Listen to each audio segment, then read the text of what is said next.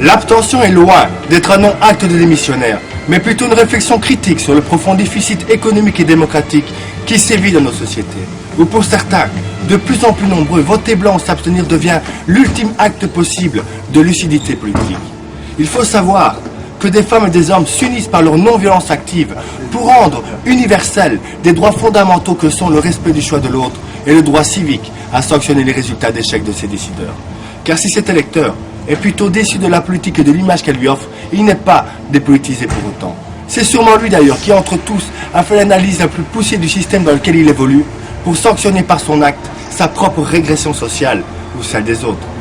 Car désormais, il est de fait que l'abstention, vote blanc et nul, se mêle de plus en plus souvent dans l'histoire de vie électorale du citoyen. La raison, c'est qu'il croit nettement moins qu'avant que la politique puisse changer ou s'améliorer, ce qui provoque, en dehors de tout clivage social, une forme de retrait liée à un mécontentement ou à une défiance vis-à-vis d'un ou plusieurs candidats.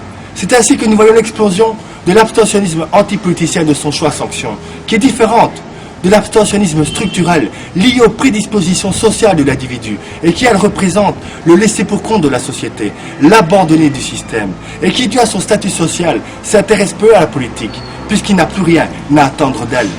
Car nous devons accepter en un constat amer que le lobbyisme privé est devenu dans notre société moderne un acteur puissant agissant sur les politiques. Nous devons accepter plus encore que cet outil de pression ne doit pas rester entre les seules mains des puissances financières et multinationales. Les citoyens, eux aussi, doivent s'unir à leur tour pour leurs propres intérêts et la sauvegarde de leur régime démocratique. Les nouveaux mouvements sociaux, plus impliqués dans la bataille électorale, doivent, sans chercher à gouverner, utiliser les élections comme moyen d'assurer un poids décisif sur les réalisations sociales et politiques amenées par la classe dirigeante. Il en va des intérêts d'une société plus démocratique, donc plus juste.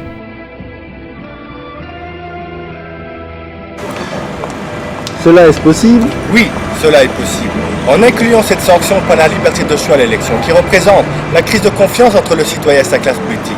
Mais pour que cela pèse électoralement et permette à cette contestation d'exister, l'abstention et son vote blanc doivent, pour respecter les convictions de chacun, être comptabilisés dans les suffrages exprimés. Ainsi, nous pourrons enfin mesurer le nombre de personnes insatisfaites par la politique menée.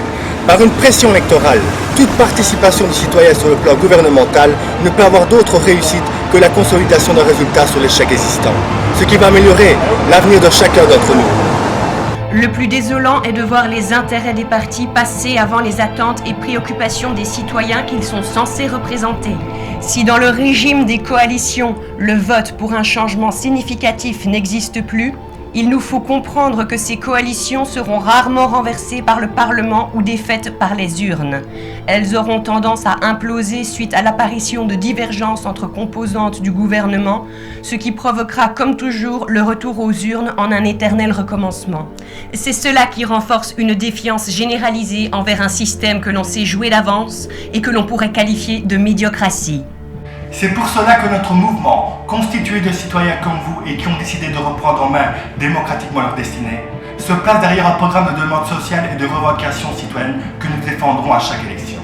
Ainsi, quel que soit le ou les partis vainqueurs de ces élections, qu'ils soient de la majorité ou des minorités, nos demandes seront mises en place par la nouvelle classe dirigeante. La blessure qu'inflige l'idéologie partisane à la démocratie est l'affaiblissement de l'éthique, de la libre expression, de l'égalité et de la participation citoyenne. Seuls subsistent dans cette vision individualiste les appareils collectifs contrôlés par l'État et les agents du système économiste. Même la signification du vote a été tronquée et l'élection déviée de sa représentation première, qui était de résorber l'inégalité sociale entre les individus par l'égalité politique entre tous pour la défense des droits du peuple. La particratie, un système où les partis sont les seuls véritables détenteurs du pouvoir, ne peut que déboucher sur des intérêts publics faiblement développés et un sens de l'État amoindri, puisqu'ils passent tous deux après les intérêts de ces partis. Ce système est une véritable force combative pour la conquête du pouvoir et des privilèges exclusifs des présidents et de leurs amis.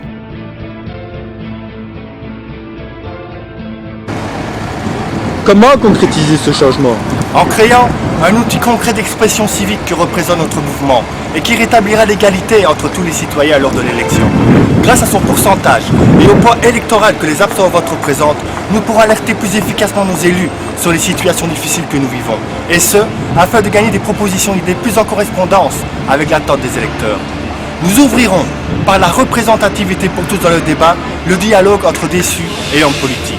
En mettant sur pied un organe de contrôle citoyen du travail fourni par nos représentants et un observatoire des promesses tenues et non tenues, l'abstention renforcera la machine démocratique déjà en place pour créer dans l'avenir une culture politique unique et responsable de ses résultats, responsable de leurs résultats.